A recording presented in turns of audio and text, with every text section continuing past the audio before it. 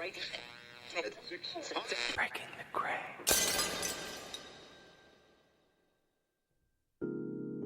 Welcome to Breaking the Gray, a podcast network that sheds light on and breaks open the gray areas between our divided worlds.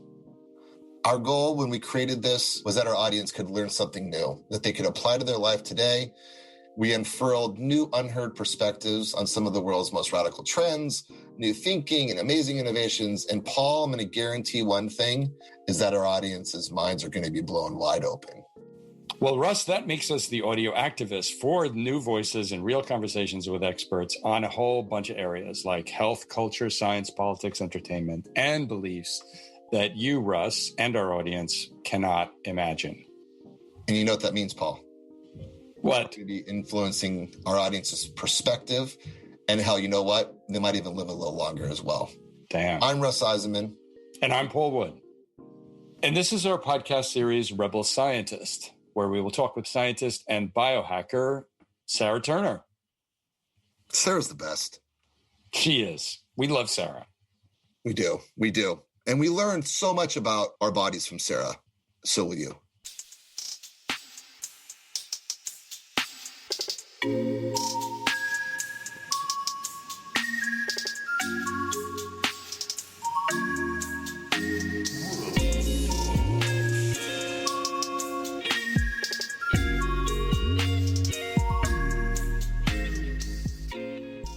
We're back, the Rebel Scientist Podcast. Today's episode, Sarah's going to talk about lighting up the brain. Here we go.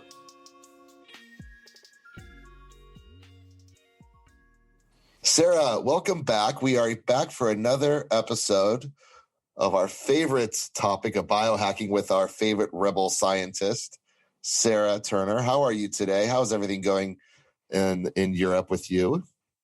Yeah, pretty good. Thanks, Russ. Yeah, pretty good today. Good. Yeah, we are. It's getting colder, less sunlight, and it's a perfect topic for where we're headed. We're on the third part of our series of on light. We spent a little bit of time a few episodes ago talking about general red light. Last we talked about red light in the brain, and today we're going to really dive deep into light and circadian rhythms, the effects of light, natural light. I'm very excited because as we edge into winter here, we get less sunlight. The moods change, and it's a great topic for today. And curious, when you as a light expert, when you think about kind of the general effects and circadian rhythms. What are the things that draw you in and help, I think, in looking at some of these great, effects that they have outside of the red light, because we talked about that, but just more in general of some of the impacts that light has on circadian rhythms.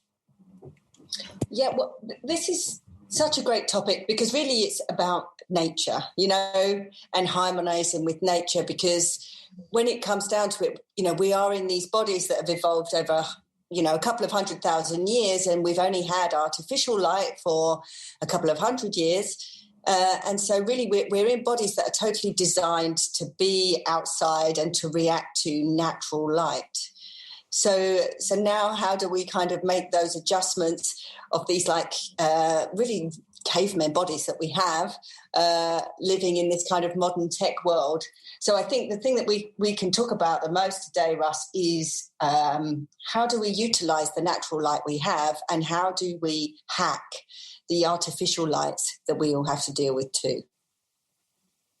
Yeah, and we've talked about the early morning, the sunrise, the natural light, and then we've talked about red light and the impact of creating red light walls and the sensors and receptors on your body. Let's just talk about, let's really go into sort of blue light and other types of light and those impacts. And let's dig into a little bit more around that. Yeah, well, sunlight contains a full spectrum of light. And sunlight contains, everything, from all of the different wavelengths. And so when we're talking about blue light, it's it's really relatively recently that we've isolated blue light, and that's mainly in technology, and mainly because that, makes a more efficient energy source and it's cheaper to produce. So that's why, a lot of the technology has gone down that route. But you do have blue light in sunlight. And so generally you have, at sunrise, you have, some red light, and then midday you get more blue light, and the sun goes down, you have more red light. You have this kind of fluctuation of light throughout the day that really entrains your body and tells your body, where it's at and what it should be doing. The thing is now we do have a lot more blue light in our environment than we ever did before, and we have a lot more blue light at all different times of day. So, if you're getting up in the morning and you're looking straight away at a blue screen, you're giving your body that signal straight away. You're kind of giving your body that midday signal straight away. So blue light toxicity is now a huge topic related to all kinds of health things, particularly relating to sleep disorders, but also to mood disorders and ultimately to all kinds of chronic health, because it changes the way your body works really at a fundamental level. Yeah. Curious, is blue light bad? Well, no, like I say, blue light is contained in sunlight, so our bodies are used to dealing with blue light. It's just the timing that messes us up. So, and also like having blue light being isolated messes us up. So blue light toxicity, as it suggests, blue light can be bad if we're, looking at it all day long, and also if we're looking at it on its own in a concentrated form. It can be damaging both to the eyes and generally to the cells in the body. Yeah, one of the fascinating things about biohacking is uncovering the unknown. I think this is a big one because, it's balance, right? Red light and blue light balance gives you kind of what you naturally get in the sunlight, and then it's based on timing because the sun is a natural timer for you. Then you go and say, okay, well, too much blue light is bad. And I imagine, is too much red light bad then? I think anything that deviates too much from a natural rhythm is going to be bad for you, in that it's going to cause changes to your body. So you can have too much of a good thing for sure. I mean, we've all done it. We've all sat on the beach somewhere and come home red as lobsters, where we've got too much of all kinds of different light. In that case, it's UV light. But even with red light, even like red light therapy, it is dose dependent, and there is something called the biphasic dose response, by which, after a certain time of sitting under the light, it can be damaging. Yeah. So yes, everything in moderation, and really as much as possible, we should be trying to sync our bodies with a more natural rhythm guided by the sun. That's fascinating, and I'm curious around things around, going back to blue light. With, are there ways to block blue light? Are there ways to manage blue light? Maybe let's start with blocking. Are there ways to kind of block blue light so you don't get the toxic part of it? Yeah, I think there are some really good biohacks. I mean, like I say, the most sensible thing you can do is try and entrain your body to the natural movements of the sun. So if you get outside at least and see sunrise, you are giving your body that red light, which is protective against the blue, actually. And that's something that's very interesting. Red light has found to be protective, especially in the retinal cells, against blue light damage. So instantly, if you've got a little bit of sunrise, or if not, if you use a red light therapy device, you can protect your eyes against the blue light. Try not to look at phones straight away. I mean, I know that's it. Everybody's totally addicted to phones, but if that's the first thing you see, that blue light, again, that's going to exaggerate the damage that you cause. And then there's a lot of tech now that blocks blue light on screens. I mean, I have something called F-Lux on my computer, which takes out the blue light, and it times it according to where I'm at geographically. So it takes more of the blue light out as the sun goes down in the geographical area that I'm in. So you can get a lot of these. And I think even the phone companies now have started to realize it, and you can get features on your phone like nighttime mode with Apple. Yep. I mean, I'm sure in all the other phones they have something similar. So there are ways you can tame your technology a bit, because we all, I don't want to put it out there that all technology is bad. We love using our tech, but you can definitely mitigate against this damage with the blocking apps. Yeah. So, we'll go and make sure we have all the information up on our blog. I think there are devices you can use. It is really taking advantage of the things that our technology is providing with us, because they know as well, putting it into nighttime mode, making sure you're not, reading it at full blast when you're asleep.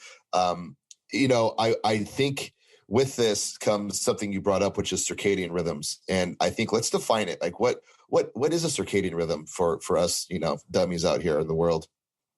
So it's the way that your body regulates according to the time of day. And circadian biology, again, it's becoming a fast-growing topic in the health world because people are starting to realize how important it is for health. And in fact, the Nobel Prize was given, I think, in 2017 for the discovery of clock genes, which are genes that then determine, they are literally like a clock. It determines how your body knows what kind of time of day it is. So there's a major clock in your head. It's in a bit of the brain called the suprachiasmatic nucleus. You have these genes that work on around about a 24-hour cycle. And then each of the cells also have these genes that are controlled by that kind of major clock in your head. So the body biologically is set up to totally sync with a day cycle. And different organs will switch on at different times according to those genes. So it's very important. And I think now we're beginning to see, people who are shift workers or people who are blind and who are not able to get that first signal. There's all kinds of different cases now where people starting to look and see, okay, if you start to change this biological mechanism, it does then lead to ill health a bit further down the line. Yeah, that's fascinating that certain organs turn on based on a certain day. So imagine that you're not in a natural light setting and you're in front of blue light. The wrong organ goes on at the wrong time. Well, this is it. Your stomach, I mean, your stomach and, processing food and things, that's kind of, it's all orchestrated to happen at a certain time. And if you don't do things at the right time, you literally get out of sync with your body. You become what they call unyoked. You become uncoupled from what's going on. And then, that your body has time to heal. And if you miss that time to heal, then the damage starts to add up. Eventually it will catch up with you. So, yes, that is interesting. And the Chinese take it further. In Chinese medicine, they have actually timings for different organs. I think in Western medicine, it's more about, okay, what kind of function is your body doing at different times of day? And even studies with drugs, how your body responds to drugs totally depends on the time you take them. And this is another very interesting field of study. I was listening to a guy, I can't remember what hospital he was doing, but he had many, many data points, thousands and thousands of data points, because the drugs obviously in hospitals depend on the shift of the nurses. And so the outcome of your illness or how long you stay in hospital totally depended on when the nurse did her rounds with the drugs. So that if you got the morning nurse or the afternoon nurse, it could extend your stay by weeks in the hospital. That's how important it is. It's fascinating, that the trigger to all of this is light. It starts the whole thing, and it either keeps it going or not going. I mean, I've got to imagine. I mean, that nurse article is interesting, but when but I imagine that people are working overnight shifts and they're working night. Their rhythms must be way off, right? Where they're sleeping during the day and they're up at night. Yes, that's right. And shift workers, I mean, I can't remember offhand what it is, but I think they live for, there's probably, you're knocking 10 or 20 years off your life doing shift work on a long-term basis because of the cumulative damage. Yeah. Yeah. I mean, I think, for those listening that are doing this and working overnights, I mean, I think, to start, there are devices and there are things out there. This is probably a great way to kind of kick off, a way to kind of, hack your body so that you are getting some more natural light in there and you're doing things to kind of stay healthy and earn back some of those 20 years. Yeah. And I know it's controversial to say because people are doing, but really it's to, yes, do the hacks, do what you can. And as much as possible, try to work to a normal schedule, I mean, I know it's easier said than done for doctors and there are a lot of people who are doing these jobs, but you have to weigh up, what's important to you long term, and if it genuinely is your health, then maybe time to find another profession. Yeah, I know, I'm not very popular for saying that. Yeah, right. Well, I think it's also knowing that you have to take care of your body, and I think our entire point with Rebel Science and a Rebel Scientist and biohacking is understanding your body and knowing that there are things you can do. You don't need a doctor. You don't need. There are things that you can do to really trick your body and keep it back to its natural state. So, that being the topic, let's talk about sleep, because with circadian rhythms come your awake hours, but then also your sleep hours. And sleeping is, there's a lot there, and a lot of research has gone into it. And there's an entire field of biohacking around sleep. Let's dig into it a little bit. I mean, what are some of the easiest things you can do to sort of hack your sleep? Okay, so the easiest things you can do. Well, one of the things that I've done recently that has had a big effect on me is to track my sleep, because I always thought I had really good sleep. I'm an early riser. I try and get up early. I go to bed fairly early. I always sleep well. But I recently got an Oura Ring, and it tracks my sleep. And what I noticed was that I was not getting enough REM sleep. And my deep sleep was not kind of kicking in until a bit later in the evening. So I actually had a health coach myself to interpret that data for me and go over it, because it's always good, to have another opinion, from someone who's an expert. And I just did simple things. Like what I discovered was that I wasn't putting enough time into recovery in my day. I'm very busy. I'm always buzzing around doing things. And so then I started to deliberately put a recovery period in my day. And actually that did change my sleep. And I found that I increased my deep sleep. And now my deep sleep is usually an hour and a half. And my REM sleep is kind of much more in a normal range. So for me, tracking, measuring, if you don't measure it, you don't really know. You're in the field of guessing, and that's not science. And an Oura Ring, how is that spelled? Because I think people would love to know more about that. Yeah, it's RA. And there are other devices. There's BioStrap and Whoop.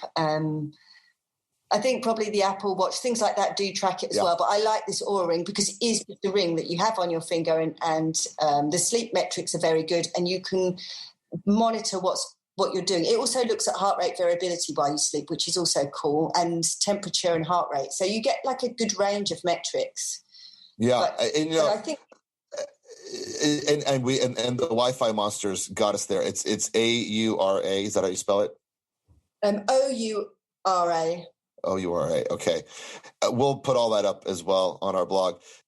Knowing is the first step. It's a lot of data. Like, I know everybody was into their Fitbits and tracking their steps, but so what, right? Like, what does that mean? So I took 10,000 steps. There's important data in there. You mentioned heart rate at night. You mentioned understanding your deep sleep. So now that I know and I have the data at my fingertips, you mentioned something really important: creating recovery time before you go to sleep. What are some of the things you do in that, to create that recovery time, and what are you doing during recovery time? Yeah, so it's simple. I mean, for me, it's very simple. I mean, it sounds ridiculous. I mean, just taking half an hour to make sure that I am just sitting down and chilling out with a cup of tea, reading a book, doing something that's not tech related and that doesn't involve me rushing around or, constantly making calls or whatever it is I tend to busy myself with. And also, I do try and watch my light environment. When I can control it, I have amber lighting on in the evenings. Here I'm in an Airbnb right now, and I don't have that ability, so I have candles in the evening, and I can sit and chill out to that, play some music or do whatever. So it's just about trying to control your light environment as much as you can, especially in the evening. Because you want that melatonin to kick in. And melatonin they call it the hormone of darkness. It's the hormone that you need to help go to sleep, and it's released when you have this kind of lack of blue light. You have the more orangey red hues. But another interesting thing that I've found out through my research is you actually start producing melatonin early in the morning when you see that sunrise again, going back to that sunrise. So you need to do that so that you have it to release in the evening, because I think a lot of people get stuck on, okay, I need to dim the lights so I release melatonin. The thing is, you need to produce it in the first place. So you need to see red light in the morning. Then So it's very difficult to cheat nature, and we pay the price when we try to. Absolutely, and it's so important. I think our 3 takeaways at the end of this. Let's give the audience, the light tips. Let's let them go away with at least a light strategy. I do have one more thing around sleep, and I'm curious around what you need to do before going to bed, eating strategies, setting your room up correctly. Can we go through a couple of those items? Yes. I mean, like we've said, to be careful of your light environment. So, one, if possible, an hour or 2 before bed, don't have all the technology on. And that includes smart TVs and things like that. If possible, you need to have at least an hour tech-free before you go to bed so that your body does release that melatonin. And then artificial light at night, or ALAN, as it's affectionately known, you want to try and get rid of ALAN. So you don't want to have any little flashing lights in your bedroom. You want to have blackout blinds. You want to have it as dark as possible, because every time you see a little bit of light, you're triggering your body to do something else. And at night, you really want to rest. So you can get iPads if for some reason you can't black out your room. And as for eating, you need to eat, like, to make sure you eat early so you're not going to bed on an empty stomach. I think most people know that, but I think what people don't realise is if you're watching blue light and technology, the reason why you're kind of eating crisps and ice cream while you're watching the movie is because you're telling your body it's time to do that, So you may find when you start to put this practice in place, like turning off all the lights, that you don't want to eat late in the evening anyway, because, the reason you were eating late is because you were telling your body it was time to eat. So I think little steps. Take care of your light environment first, and then things like the food will come naturally, because you won't want to eat late. Yeah. Well, we're going to do gut health next week, and there's a lot in there, and intermittent fasting. There's so many topics around that. One last question around sleep. When you set your light strategy at night, do you want a deep, dark black room? Do you want to have blackout shades? Yeah. And good. So blackout shades. What else? So no light at all. Keep it as dark as you possibly can. Yeah. So you want to, an hour before bed, you want to turn off technology. You want to try and use blue lights around the home. If you can't, or if you're living in some shared space, you can get blue blocking glasses. I mean, they also look cool. So you can walk around with your blue blockers on for an hour or 2 before bed, and then turn all the lights out as much as possible. And my top tip is, if you can, if it is within your budget, is to get some kind of tracker, because it really does make a difference, because then you can really see if the strategies are having that effect, and you can get an idea, how often are you up in the night? It's biofeedback, and it's a good way. If not, then, pen and paper, start writing it down. What time did you go to bed?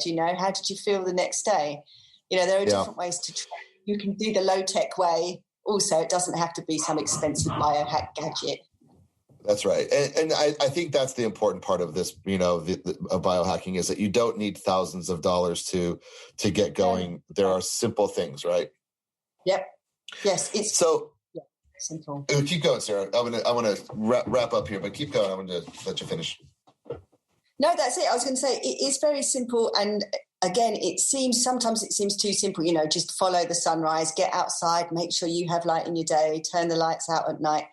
Really, that's the key to all of these things, is to keep it simple, stupid. That phrase, keep it simple, stupid. That's really what you need to do, biohacking. And then gadgets, they're all good and fun, and use them if you want to kind of give you that extra measurement. If not, just keep track yourself. So, don't make it a chore, kind of treat yourself. Yeah. That's perfect. I think, let's start our morning off with the sunrise. That's the first strategy of the day is get up, see the sun come up, get the natural light, manage your light during the day at work, take breaks from technology, utilize the things that technology gives you. not too much blue light. Get out, keep your body going, so you can trigger on the right organs, and then the last part is your trackers, right? So use the trackers and get your proper sleep. Hopefully, I caught all that. Use your blue blockers if you want to. Use your special light bulbs. Philips make a special light bulb. There's orange light bulbs. There's things you can do, very simple things you can do, and that's how you hack your circadian biology. Yeah. I love it. I love that we have our fingers on the arms of our circadian clock, and we're gonna do it. I love it. Well, thank you so much. Speaking of, you have a great night and get some sleep. Get your tea and your rest time in, and we'll speak soon. Thank you, Russ. Speak to you soon. Yeah. Bye. Thank you so much. Bye-bye.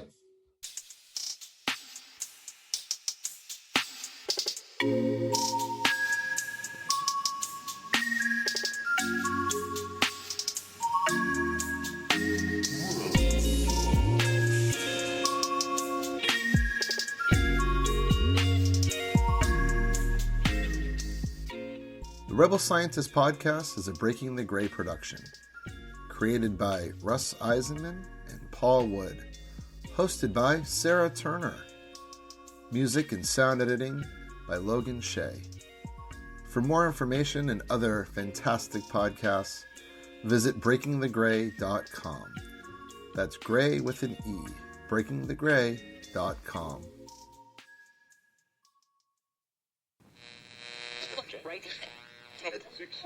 Breaking the Gray.